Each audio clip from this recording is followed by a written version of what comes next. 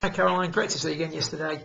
Just to recap on the session that we did, the first change we need to make is we need to strengthen your left hand grip. The way we do that is we stand and get a feel for what would be appropriate if we had to hit the ball using the left hand only. What we tend to find with this is that the player positions the grip more in the fingers of the left hand, a little bit more lower down on the base of the palm. Consequently, the forearm realigns, putting the shoulders in a squarer position. This in turn is going to present the club at impact in a much squarer position, with the loft of the golf club truer to what it's designed to be used as. So in other words, instead of coming in open with 16 degrees of loft, in your case it's going to come in squarer with the 14 degrees of loft on the driver. As we discussed yesterday, I think long term you want to be looking at a driver anywhere between 12 and maybe even 10.5 degrees based on the golf course and the conditions you're regularly playing.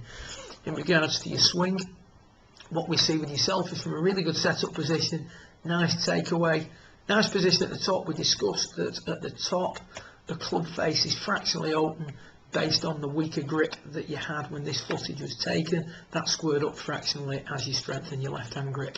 From that position, as we come through impact, there's a definite open club face as we're coming into delivery. You can see there that it's also a little bit outside the line.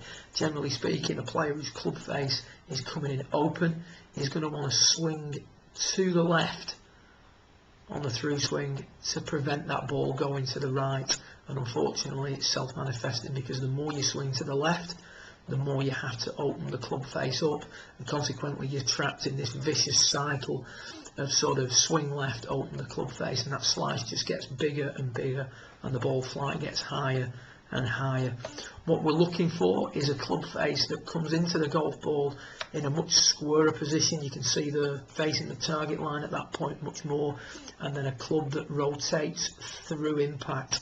So as we discussed yesterday, it's not a case of keeping your club pointing at your target through the swing, it's a case of keeping the club face square to the path of your golf club, and you can see there the path works back on the inside through impact, and you can see that this lady's toe end passes the heel. You can see there that the nice release position, and we discussed the idea of opening and shutting a gate. So you can see there the gate's open and then you're going to shut it on the way through.